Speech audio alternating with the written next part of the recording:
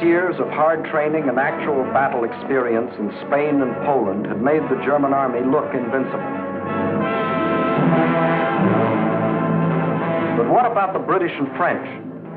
First, let's take up the British. They started from scratch, but both at home and abroad, an army was growing. For not only Britain had declared war, Canada, Australia, New Zealand, South Africa, the whole British Commonwealth of Nations was also determined on victory over Hitlerism and all it stands for. And Britain had one weapon that was ready, the Royal Navy. Shortly after war was declared, it had swept German shipping from the high seas. And units of the British fleet were deployed at Suez, Malta, Gibraltar, in the Channel, and in the North Sea, blockading Germany. World conquest was impossible without running smack up against the rock called Britain. How to strike at that little island? That was the question. Between Britain and Germany stood not only France, but the little countries of Luxembourg, Belgium, Holland, Denmark, Norway, and Sweden. The people of these small neutral countries were peaceful, hardworking, and free. They knew they were in the middle and feared violation of their neutrality. Hitler knew this. He also knew that if they united with the Allies, they would form a solid democratic wall against Nazi aggression, and their conquest would be far more difficult. So before striking with his armies, he used another weapon, the propaganda barrage, to confuse, to make them lose faith, to divide and conquer. To lull the fears of the little neutrals, propaganda minister Goebbels told them Germany didn't want a war at all. It was Britain and France that caused all the trouble. Then it was Hitler's turn. In a speech on October 6, 1939, he made them all kinds of specific promises. To the Danes, he said, "We have concluded a non-aggression pact with Denmark." To the Norwegians, he said, "Germany never had any conflict with the northern states and has none today." To the Dutch, he said, "The new Reich has endeavored to continue the traditional friendship with Holland." And to the Belgians, he announced, "The Reich has put forth no claim which might in any way be regarded as a threat to Belgium." And while Hitler was making these promises, his generals were cold-bloodedly picking out the first victim, Norway. And why did they pick Norway? Its many steep inlets or fjords would make excellent U-boat bases, from which raiders could prey on British supply lines.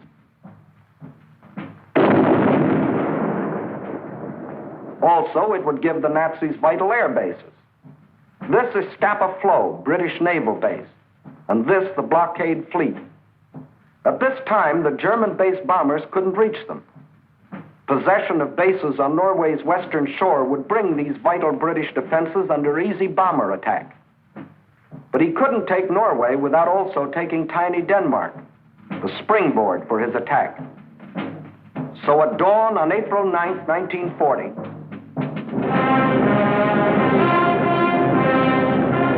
the German army rolled across the neutral borders of Little Denmark, and in a matter of hours it occupied the entire country. By nightfall, Denmark is erased as a nation, and the Danes go into slavery.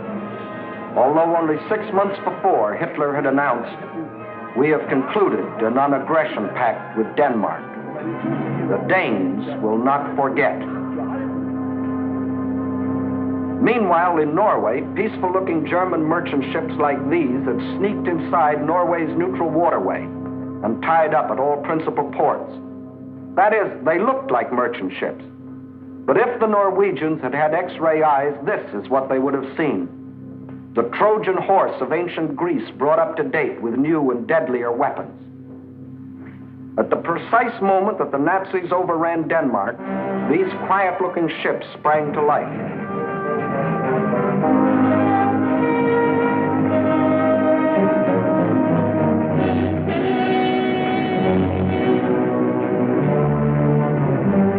At the same time, Nazi warships, discovered along the entire coastline, started steaming up the Norwegian fjords.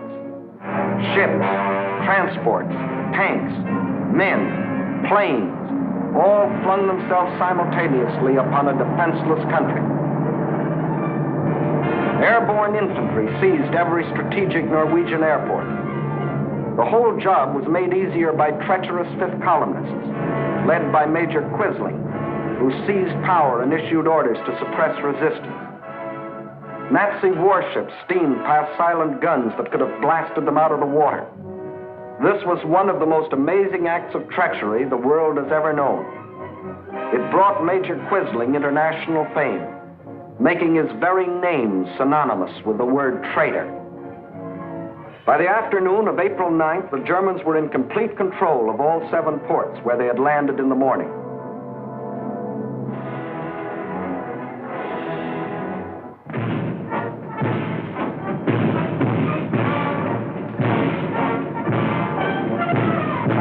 For the first time in more than 200 years, the people of Norway saw an invading army parading through their city. Many of these Nazi soldiers, strutting as conquerors in 1940, had last seen Norway some 20 years earlier, when, as refugee German children, they had been raised and cared for by kind Norwegians. Now these same Germans were back to repay that kindness with terror and destruction.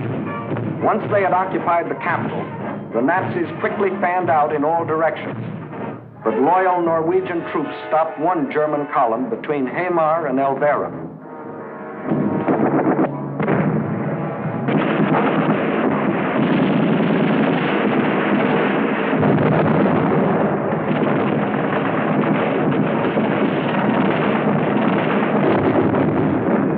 So the Germans brought up their bombers.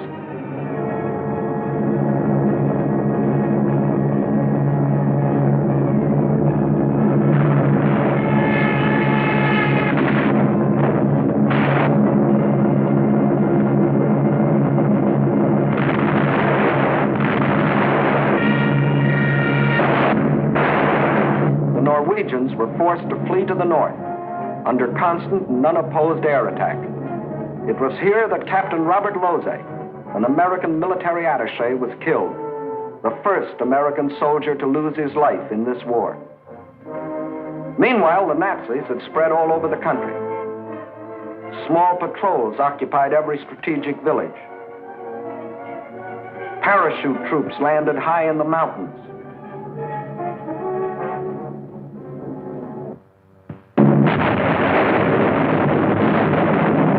Unopposed bombing raids sent defenseless civilians fleeing in stark terror.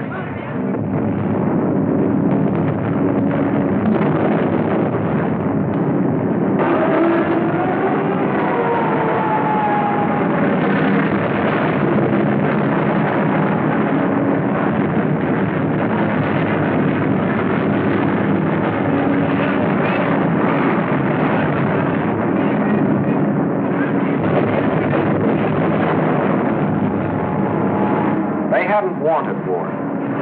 They had done everything to avoid it. Hoping they could escape the Nazi scourge, they had compromised and tragically failed to unite with the other democracies. And now they faced the scourge defenseless and alone. For before the Allies could come to their aid, the Germans were in control of all principal ports. Regardless of this, British, French, and Polish contingents plunged in and made several landings along the Norwegian coast. They landed forces north and south of Trondheim and attempted an encircling movement on the city under constant, heavy, and almost entirely unopposed air attack.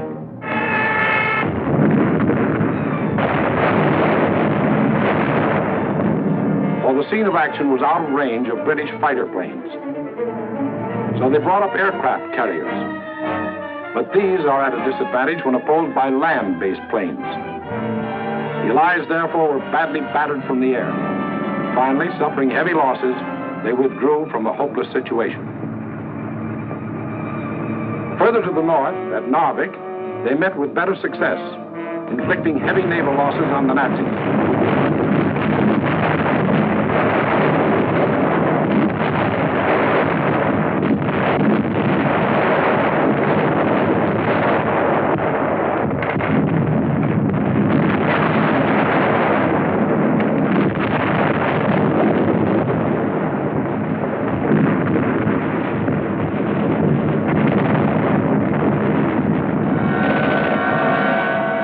Landings and held the town for nearly 2 months.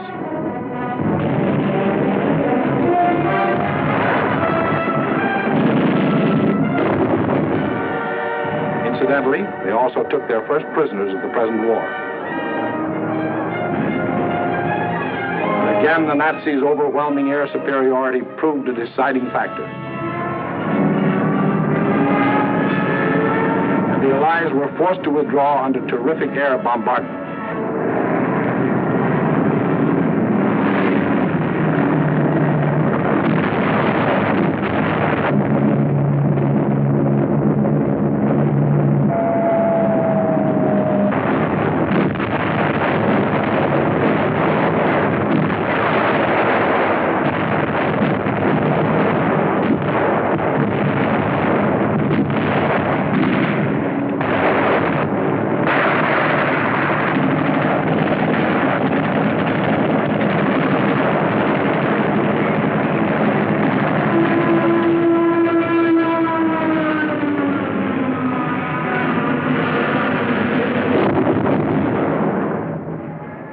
Norwegians were left with their Krislings, their ruins, their dead.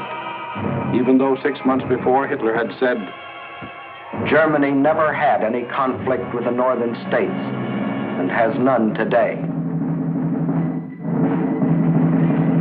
The Norwegians will not forget. And Hitler had another victory. He had hijacked 2 more countries.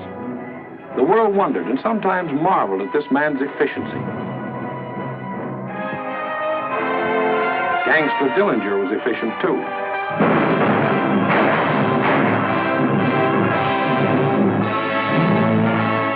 When a man or a nation throws away all regard for the laws of God and man, he is bound at first to be more efficient than his victims. Society had a police force to deal with Gangster Dillinger, but it had no police force to deal with Gangster Hitler. So he clubbed Norway into submission and got what he wanted, bases for use against Britain. Now he had the northern claw of an enormous pincer movement. A drive through France would give him the southern claw. Blockade by U-boats coupled with mass bombing attacks would weaken the British for final invasion. Then, with Britain gone, Germany could reach out in all directions for world conquest.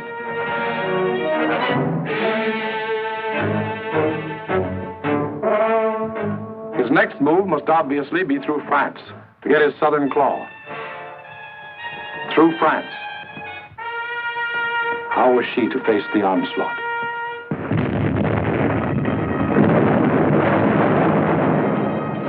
These scenes are ancient history. They occurred in 1914. The German armies, without warning, had smashed across neutral Belgium, invaded France, reached the River Marne only a few miles from Paris. Out of the French capital poured the French reserves, riding out to battle the enemy in every vehicle that could move. famous taxicab army. Note well, it was riding out to battle. In the center of the French line stood the 9th French Army, commanded by a then comparatively unknown general. On September 5th, 1914, he is reputed to have said, "My right is driven in. My center is giving way. The situation is excellent. I attack."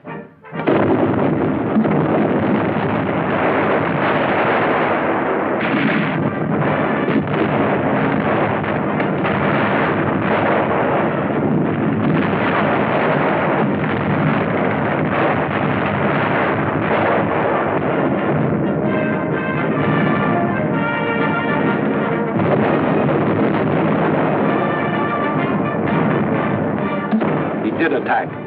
The German onslaught was checked, and Paris was saved. That comparatively unknown general later became commander-in-chief of all the Allied armies and presided at the signing of the armistice with the defeated Germans on November 11, 1918. To this general, the French people erected a monument. To Marshal Ferdinand Foch, whose motto was, "Attack, always attack." Still later, the war-weary French people erected another monument. This one to a minister of war, André Maginot. Between the ideas symbolized by these two statues may well lie the military story of the fall of a great nation. In Foch's time, the proud spirit of France demanded nothing less than victory and placed its faith in the attack. In Maginot's time, the spirit, no longer proud, asked only to avoid defeat and placed its faith in concrete.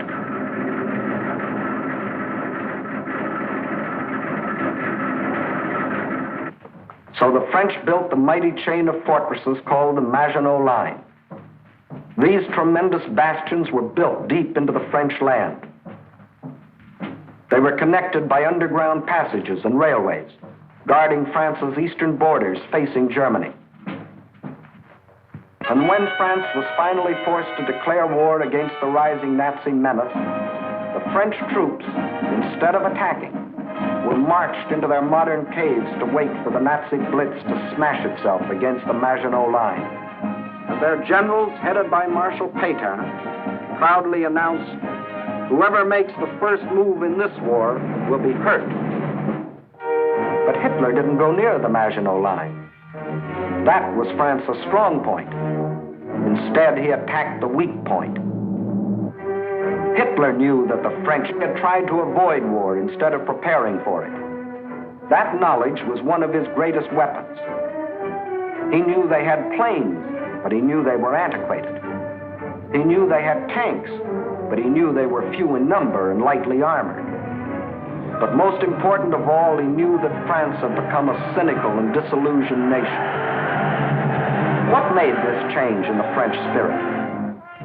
In the first place, between 1914 and 1918, the French suffered more than 6 million casualties in the heroic defense of their land against German invasion. The flower of an entire generation was lost, with its stimulus of new blood, new determination, new ideals. Secondly, the failure of the League of Nations, to which the French had pinned their hopes of peace, the corruption of many in high places, the greed of special interests, all had combined to shake the faith of the French people in their democratic ideals. And when a people loses its faith in its own ideals, it is ripe for the insidious words of the devil. France still looked like an imposing castle, but Hitler's political termites had so gnawed away the binding of national unity that the castle was ready to crumble.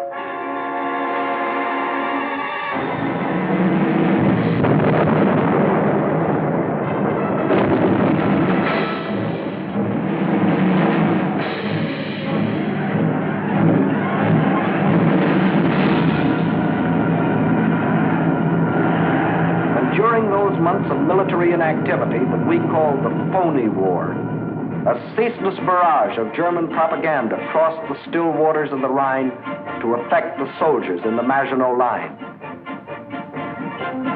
Why do you fight? Asked the banners. Poems and friendly notes were sent over by balloons. French tunes were played by German bands, and German hooey was broadcast in French.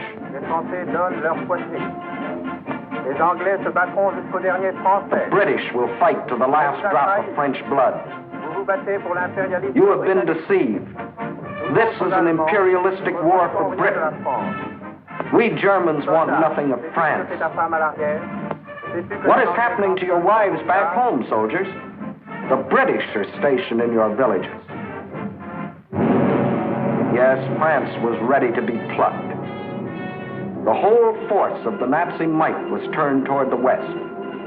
How would they strike this time?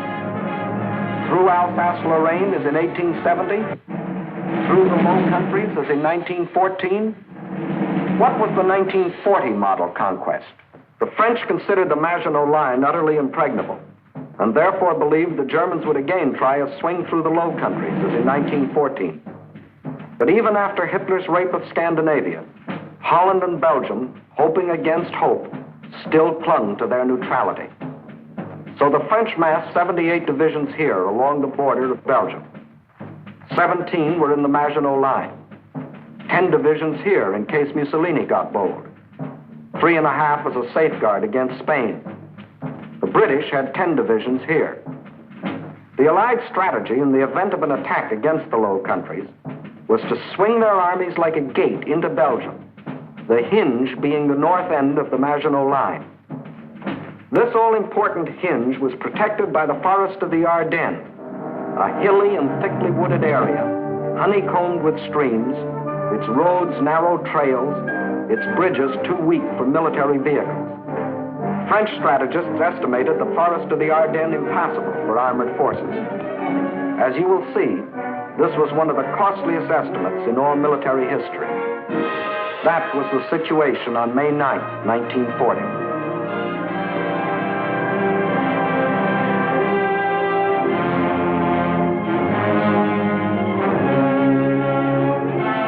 The hour of trial had come.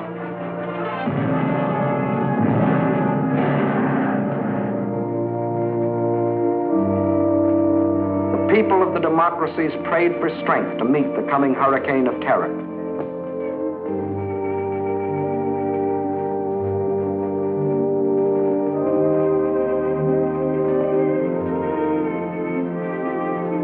While across the Rhine, Juden ist uns verschrieben und verfallen mit Leibeswehr.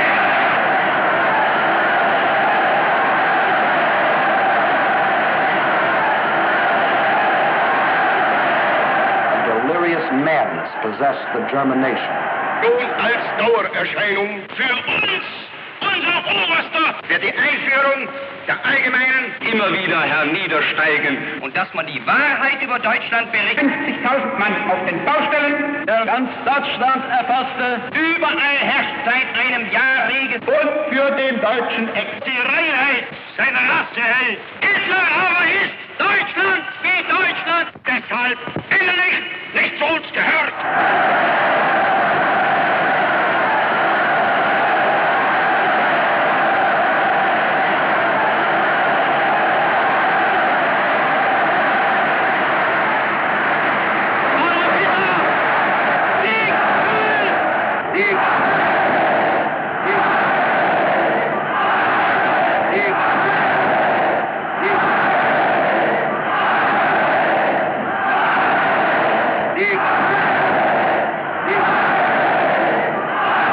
Der Tag had come.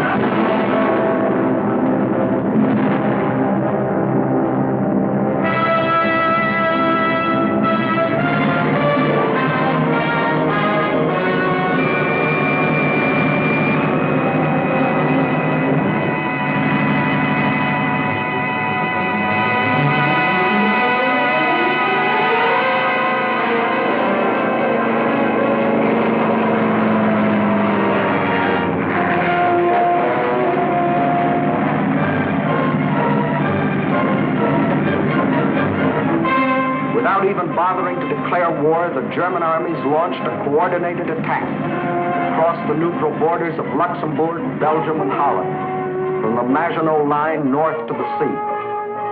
The action along the entire front was simultaneous. So for purposes of clarity, let's take up one country at a time. First, let's see what happened in Holland.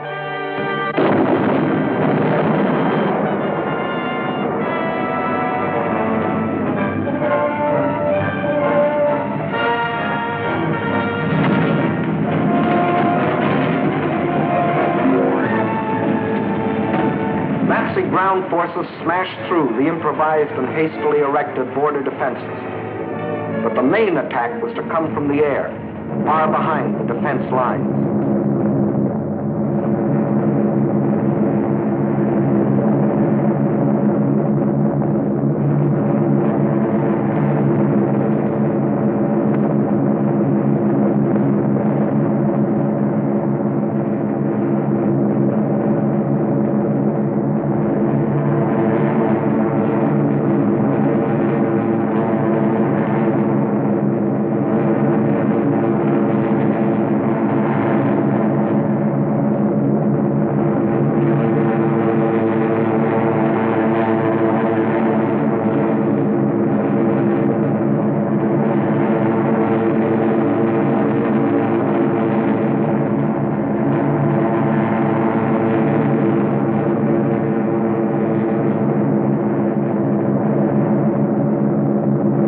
Over 10,000 troops were landed in this manner.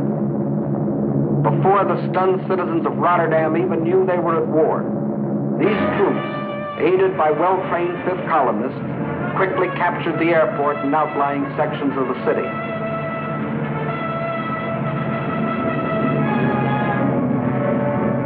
Meantime, Nazi armored columns were racing across the country, their progress speeded by other Fifth columnists who prevented the destruction of vital dikes and bridges. These forces effected a meeting with the parachutists landed in Rotterdam.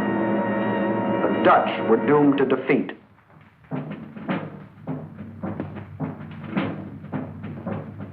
On the fourth day of the invasion, the Nazis gave the Dutch general an ultimatum. All Dutch resistance must cease, or Rotterdam will be bombed flat.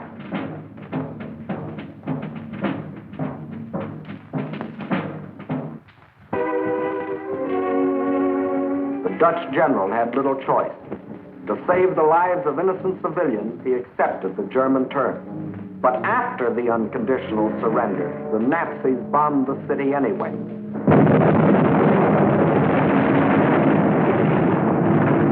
Flights of unopposed German bombers flew low over the center of Rotterdam and methodically bombed it into a heap of rubble.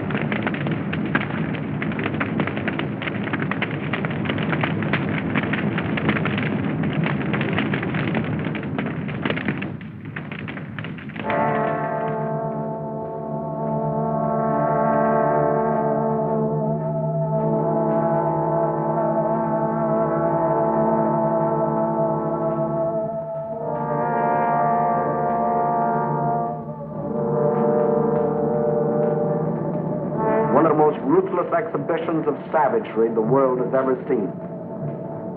Over 30,000 men, women, and children were killed in the space of 90 minutes. Though only 6 months before Hitler had said, the new Reich has endeavored to continue the traditional friendship with Holland. The Dutch will not forget. Meantime, in Belgium, the whole force of Nazi Blitzkrieg had stormed across its neutral borders.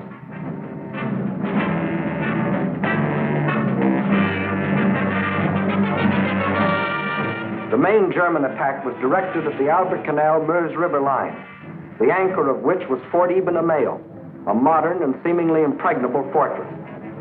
The Germans had secretly built a replica of the mighty fortress in Czechoslovakia and had rehearsed the attack until they knew every detail of the fort's construction and its every weakness. When the real attack came, it was foolproof.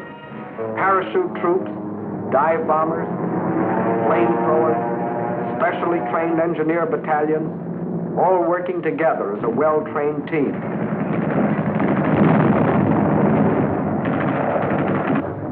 They knew exactly where to cross the river.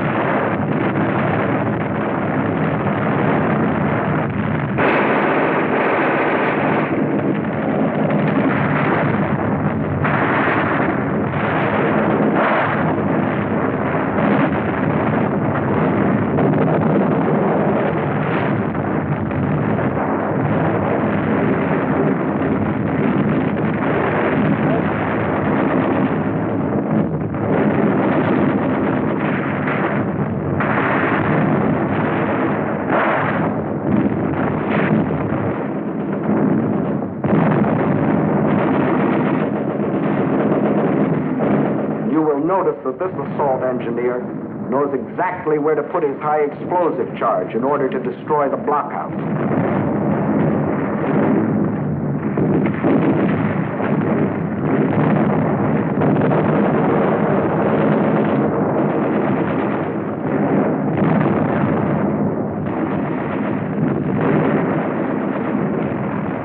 Fort Eben Emael withstood the Nazi attack exactly 2 days. And the German armies rolled on. Meantime, an hour and a half after the German invasion began, Allied troops crossed the French and Belgian border to meet the advancing Germans.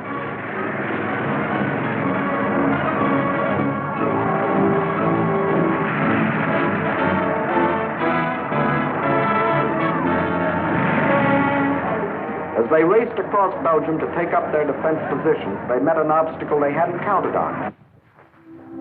Refugees.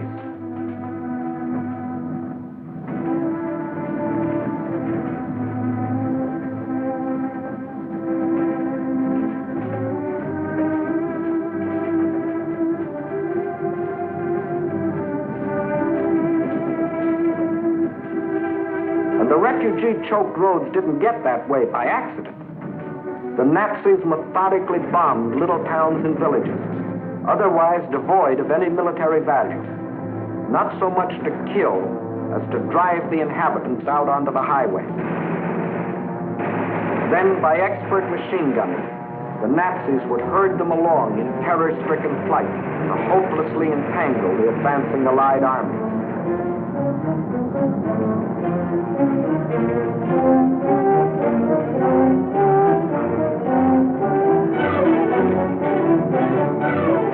Refugees used as a weapon of war, a new low in inhumanity.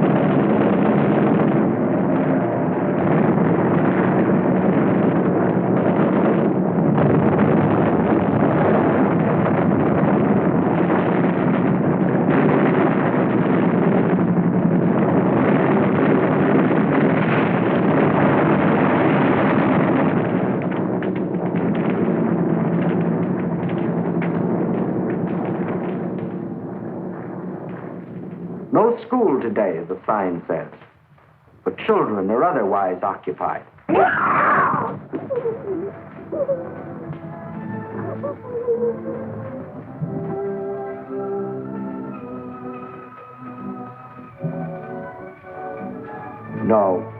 No school today.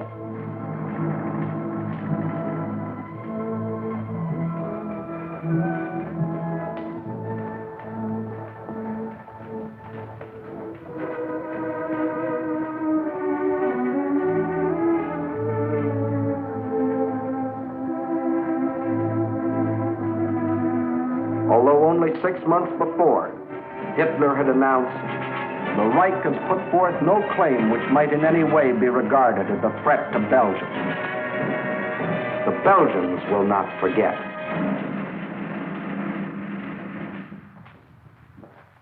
And what about the Allies?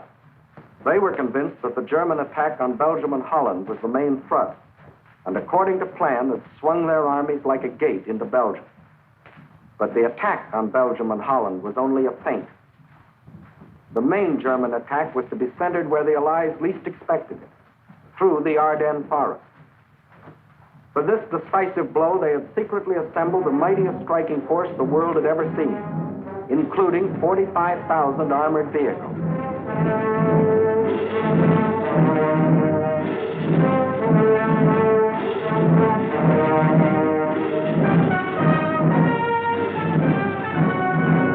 At the same time that the Nazi armies were plunging into Holland and Belgium, this column started to move.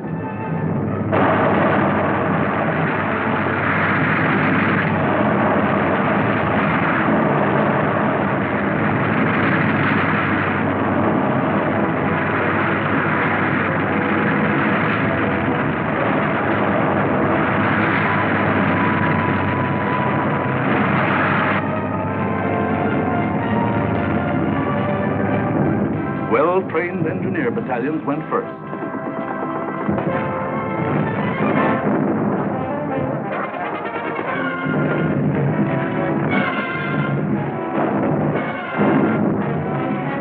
They were opposed only by scattered Allied patrols.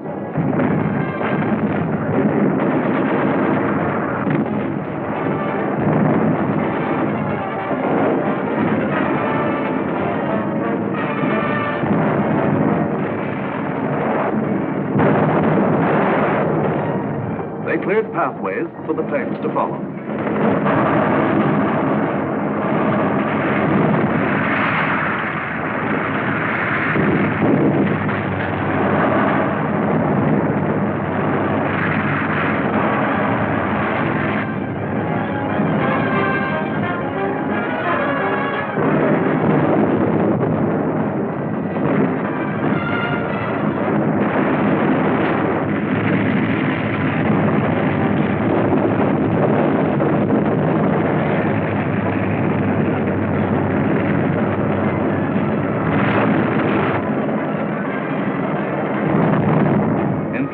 The German armored force reached the Meuse River, 2 days faster than the French thought any troops could get through. By old rules, the Germans should have paused here to bring up heavy artillery before attempting to force the river. But the Nazis had a new type of artillery, dive bombers. With them, they blasted the French positions across the Meuse.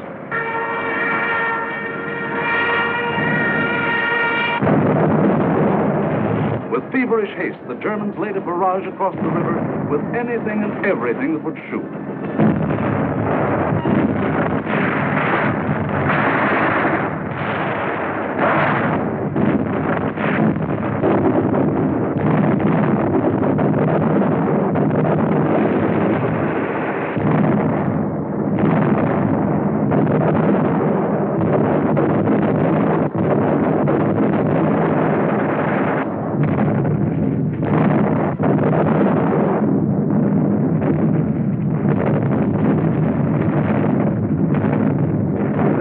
Tremendous concentration of firepower continued all through the night.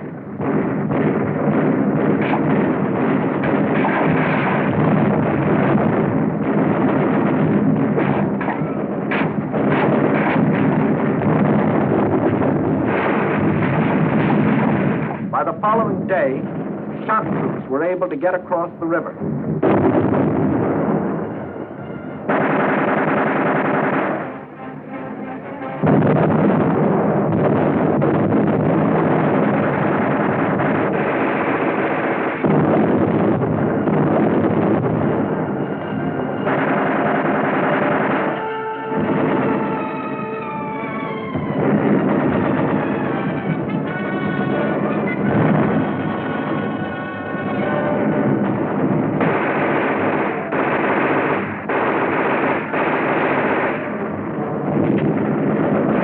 Shock troops held the bridgehead until the engineers brought up pontons and built bridges.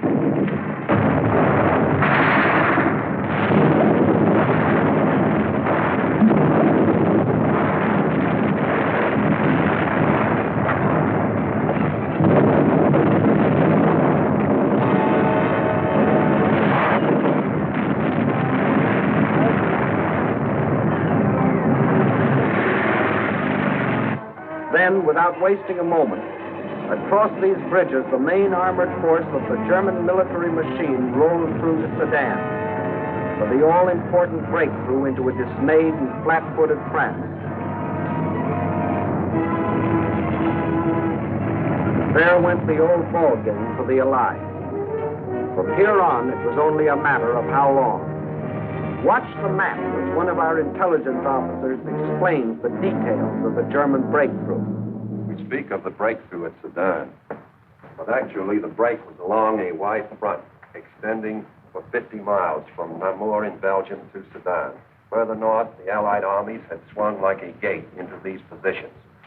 The German armies had swept over Holland, broken the line of the Albert Canal, and for all anyone knew, were preparing to smash against the Allied front with all their power. That was the situation, dangerous but obscure, on the evening of May 13th.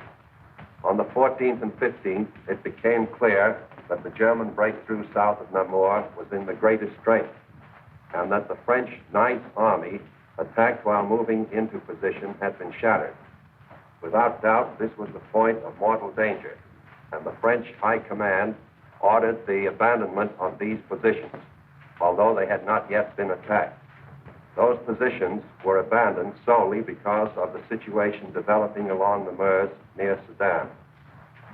In the meantime, the French 7th Army had been ordered to make its historic forced march far to the south into the area threatened by the rapidly advancing German spearheads.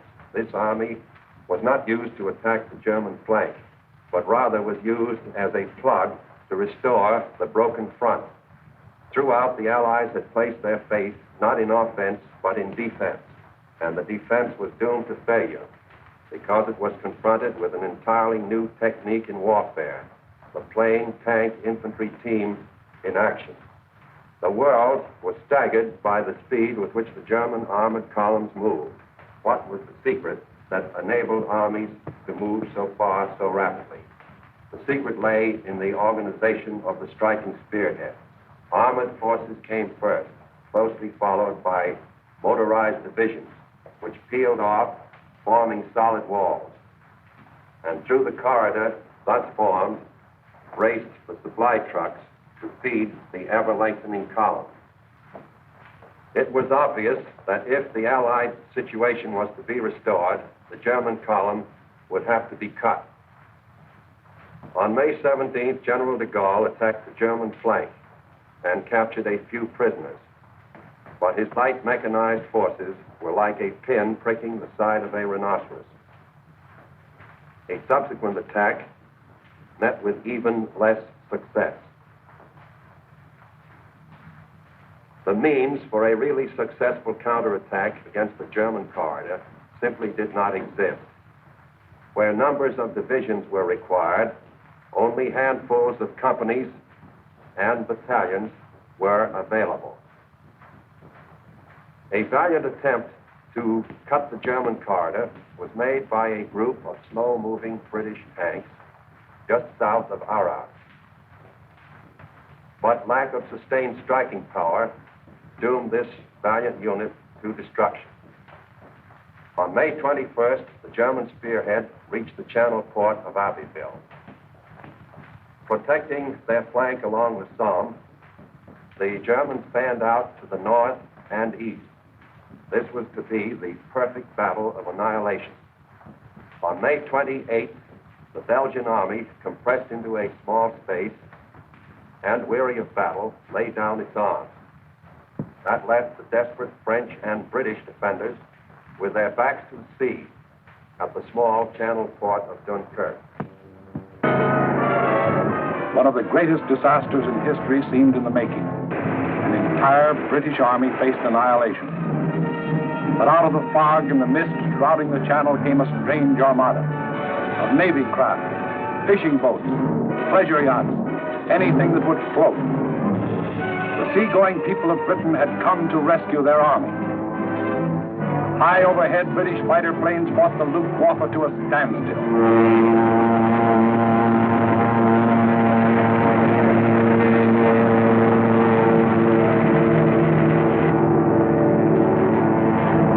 While below, small Allied suicide units held the Germans back long enough for the miracle of Dunkirk to take place.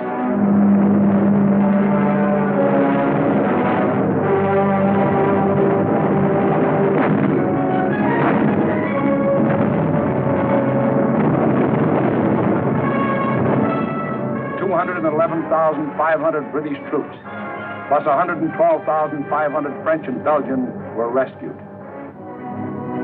Over 300,000 battle-tested men, grimly determined to go back again with new tools, new weapons with which to blast the hated Nazis out of this world. For free men are like rubber balls. The harder they fall, the higher they bounce. Leading the British by this time was a man who had been bouncing all his life, Winston Churchill, who had tried for years to warn the world about Germany. Meantime, the situation that faced France was as nearly hopeless as a military situation can be. 2/5 of the French army was lost. There were fewer than 50 divisions left to defend a front almost 200 miles long, running from the northern end of the Maginot Line to the sea. And behind that thin front line, there were no reserves. The despairing people of Paris sent their children south, praying that some miracle would keep them from harm.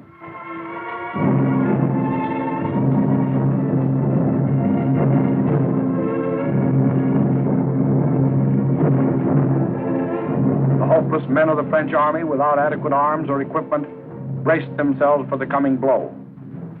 The first blow fell on June 5th. The French resistance was determined, but by June 8th, the left flank army had been shattered, and a general withdrawal was ordered to the line of the Marne and the Seine. On June 9th, the German main attack came. Within 2 days, the German armored and motorized divisions roared out into the open terrain. With this breakthrough, the issue of the Battle of France was decided, and from that time on, there was official talk of an armistice. Now, what about the famous Maginot Line? Let's go back and take a look. On June 14th, the Germans launched 2 attacks against the Maginot Line. In both cases, penetrations were effected. But we must remember that this was against fortifications defended by men devoid of hope. In the meantime, Mussolini, now thinking it safe, sent his divisions racing across the border. The hand that held the dagger has struck it into the back of its neighbor.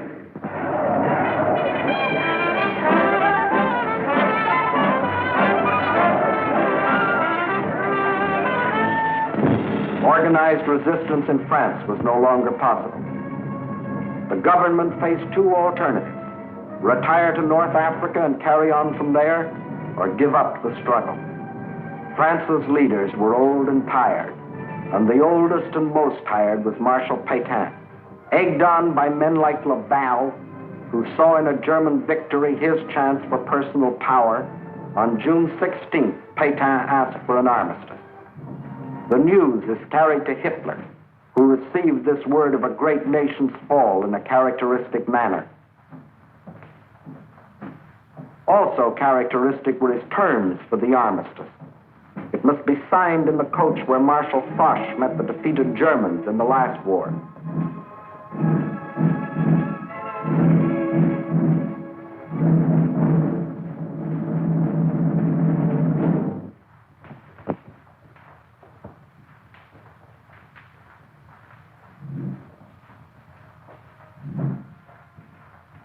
The French delegation arrived to pay the final price of French disunity and the treachery of some of its leaders. The final price, a price that for centuries to come, the French won't forget. More than 3/5 of their country was to be blacked out by a military occupation. The remainder was to be controlled by a French government acceptable to Hitler. A tax of 400 million francs a day was to be imposed on the French people to support the German army of occupation. Nearly 2 million French prisoners of war were to be taken into Germany and kept there as hostages, to work as slaves or rot of hunger, tuberculosis, or other diseases in concentration camps. Men deliberately and permanently separated from their families in order to decrease the French birth rate and thus eliminate France as a world power in future generations.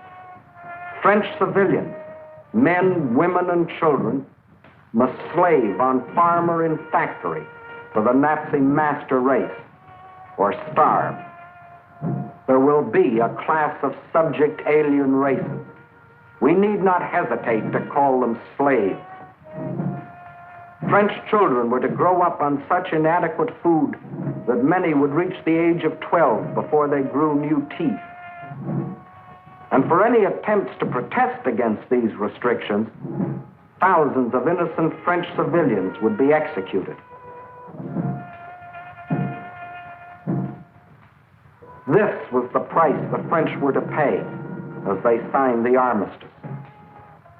And the master of the master race must go to Paris to tour the streets of what was once the City of Light. You notice no cheering crowds here to welcome in the new order.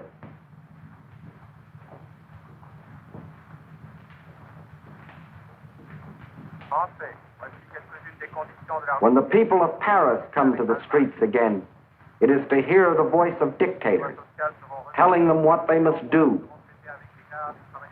how they must live, what they must say, what they must think, telling them how to be slaves. Gone is the Republic of France. Gone is free speech and a free representative government. Gone is liberty, equality, fraternity. These are the French. With their ears, they listen. But their minds and their hearts, these are down on the Mediterranean, where the battle colors of the regiments are being taken to Africa, out of the Nazi grasp. The people weep as their glory departs, for they don't as yet know that France has hope, a rallying point. Charles de Gaulle, a soldier in the great tradition of Foch, is not surrendering.